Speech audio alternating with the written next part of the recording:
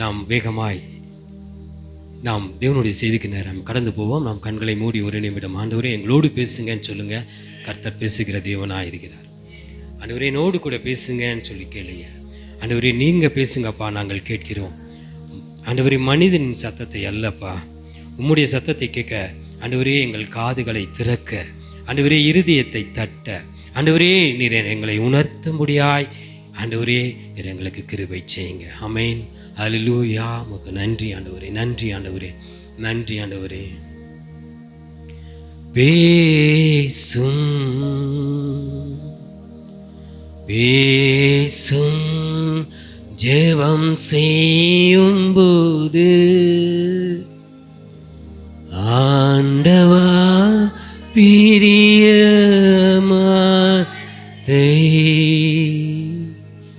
இப்போ காட்டும் செய்ய ஆயத்தம்.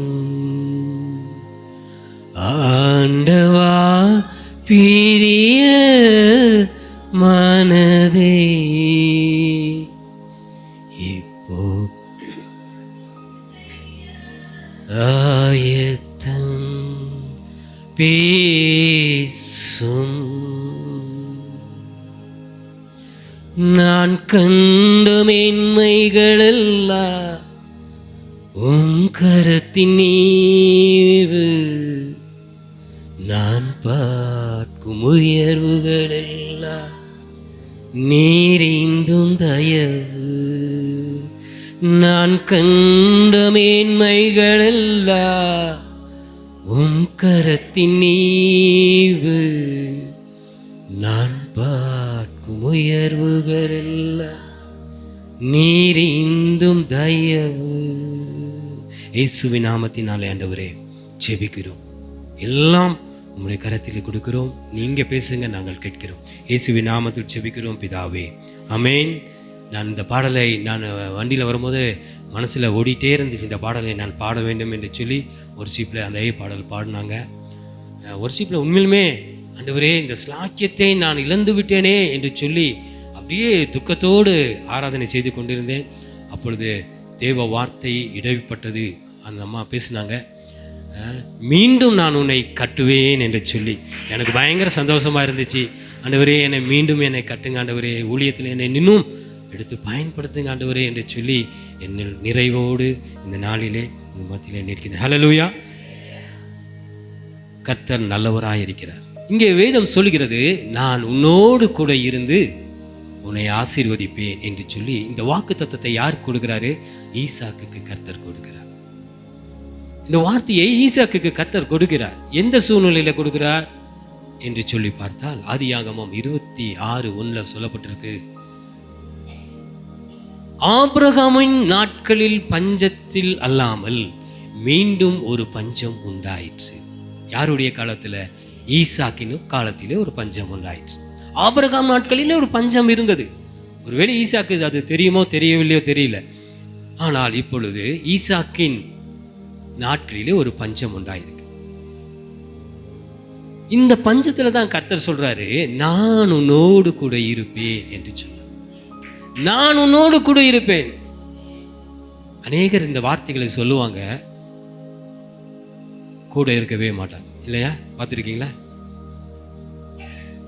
திருமண நாட்களில் பாருங்க, கணவன் மனைவிக்கு அவங்க ஒரு பொருத்தினை ஆண்டவர் முன்பதாக ஒரு உறுதிமொழி ஏற்பார்கள். வாழ்விலும் சாவிலும் துக்கத்திலும் இன்பத்திலும். அப்படியா? நிறைய பேருக்கு மறந்துருப்பீங்க. திருமண நாளும் ஞாபகம் இருந்திருக்காது. அப்படிதானா? எல்லா சூழ்நிலையிலும் நான் உன்னோடு கூட இருப்பேன் என்று சொல்லி உறுதிமொழி. நிறைய பேர் அந்த உறுதிமொழியில் உறுதியாக இருக்கீங்களா? அப்படி சொன்னதே ஞாபகம் வரதில்லை பிரதர்ன்ற மாதிரி இருக்கு நீங்கள் பார்க்குறது. இன்னைக்கு கோர்ட்டில் பார்த்தீங்கன்னா அநேக கேஸுகள் பெண்டிங்காக இருக்கிற காரியம் எது சொல்ல தெரியுங்களா? கொலை அல்ல, குற்றம் அல்ல, திருட்டு அல்ல, விபச்சாரம் அல்ல, வேசித்தனம் அல்ல, எல்லாம் பெண்டிங்காக இருக்கிற கேஸே டைவர்ஸ் கேஸ் தான். பிரிவினை. ஆண்டவர் சமூகத்திலே பொருத்தனை செய்து அதை மறந்து விடுகிறவர்கள் தான். அநேக கேஸ் பெண்டிங்காக இருக்கிறது கோர்ட்டில். அந்த கேஸ் தான் நிற்கிது. தேவனுடைய பிள்ளைகளே, மனிதர்கள் மறந்து விடுவார். ஆனால் கர்த்தர் ஒருபோதும் நம்மளை மறவாத தேவன். அவர் சொன்னால் சொன்னினதுதான். நான் உன்னை ஆசீர்வதிப்பேன் என்று சொன்னால் அவர் ஆசீர்வதிக்கிற தேவன். நான் உன்னை சபிப்பேன் என்று சொன்னால் சபிக்கிற தேவன். அவர் சொல்கிறார், நான் உன்னோடு கூட இருப்பேன் என்று சொன்னார். உன்னோடு கூட நான் இருப்பேன் அப்பா, பயப்படாத. எந்த நாட்கள்ல சொல்றாரு? பஞ்ச நாட்கள்ல சொல்றாரு. ஈசாக்கு நல்ல ஆசீர்வாதமாய் பெரிய காரியங்களோடு அந்தஸ்தோடு இருக்கும்பொழுது இந்த வார்த்தையை ஆண்டவர் சொல்லவே இல்லை. இல்லாத சூழ்நிலை என்ன பண்ணுவோம்? அந்த பஞ்ச காலத்துல தான் ஆண்டவர் சொல்றாரு, நான் உன்னோடு கூட இருப்பேன் என்று சொன்னார். இந்த வார்த்தையை முதலாக யாருக்கு கொடுத்தார் என்று சொல்லி நாங்கள் தியானித்தோம். ஆதியாகமம் 12ஆம் அதிகாரத்தின் 7ஆம் வசனம் முதலாக ஆபிரகாமுக்கு தான் இந்த வாக்கு தத்தத்தை கர்த்தர் கொடுத்தார். இந்த வாக்கு தத்தத்தை ஆபிரகாமுக்கு ஆண்டவர் எப்படி கொடுக்கிறாரு? கர்த்தர் ஆபிரகாமை நோக்கி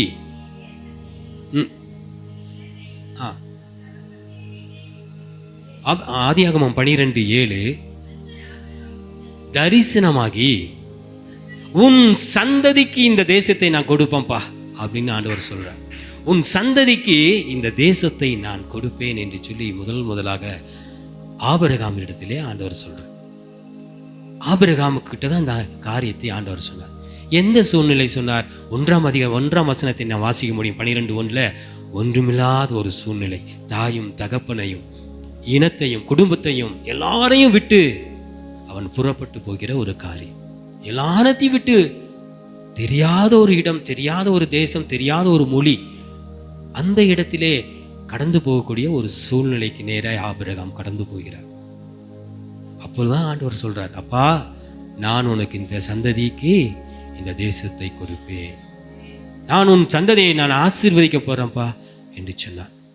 அப்போ ஆபிரகாமுக்கு பிள்ளை இல்லாத ஒரு சூழ்நிலை, ஒன்றுமே இல்லை. அந்த நேரத்தில் ஆண்டவர் வாக்கு தத்தத்தை கொடுக்கிறார், உன் சந்ததி என்று சொன்னார். நம்பியும் நம்பாமலோ ஆபிரகாம் அந்த வாக்கு தத்தத்தை பிடித்து கொண்டவனாய் அவன் கடந்து போனான்.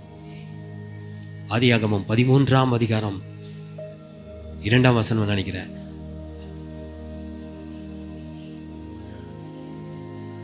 அவன் பெரிய சீமானாயிருந்தான். ஒன்றுமே இல்லாமல் புறப்பட்டு வந்த ஆபிரகாம் இப்பொழுது கர்த்தருடைய வாக்கு தத்தத்தை பிடித்து கொண்டவனாய் இருந்த பொழுது எலியேசர் இந்த வார்த்தையை சொல்கிறார், என்னுடைய எஜமான் எப்படி இருக்காரா? சீமானாயிருக்கிறான் என்று சொல்லி அவர் சொல்கிறார். ஒன்றுமில்லாமல் ஒரு வார்த்தையை கர்த்தர் கொடுத்த உடனே பிடிச்சுக்கிட்டார். இந்த வார்த்தை எனக்கு கொடுக்கப்பட்ட வார்த்தை, இதை நம்பி விசுவாசிக்கிறேன் என்று சொல்லி. என் தாய்க்கு கூட நான் ஊழியம் செய்ய வேண்டும் என்று சொல்லி தான் ஆசை, ஊழியக்காரனாக இருக்கணும்னு தான் ஆசை. இங்கே அநேக நாள் அழுது ஜெபித்திருப்பார்கள். அதனால என்னமோ திருவிழா கர்த்தர் என்னை உயர்த்தி ஊழியக்காரனாகவே வச்சிருக்கார். கர்த்தருடைய வார்த்தையை பிடித்து கொண்டோம். அதே போல ஆபிரகாம் பிடித்து கொண்டார், நம்பி விசுவாசித்தான். ஆனால் அவனுக்குள்ளே ஒரு எண்ணம் என்ன என்று சொன்னால், பெரிய சீமானா இருக்கான், ஆசீர்வாதங்கள் திரளாக இருக்கிறது, ஆனால் அவனுக்கோ பிள்ளை இல்லை. உள்ள ஒரு சின்ன ஒரு கில்ட்னஸ் அவனுக்குள்ள. என்ன பண்றது ஆண்டவரே? ஆண்டவர் சொல்றார், 15ஆம் அதிகாரம் 1ஆம் வசனம் நினைக்கிறேன். ஆண்டவர் மீண்டும் அவனுக்கு தரிசனமாகி அவனோடு பேச ஆரம்பிக்கிறார்.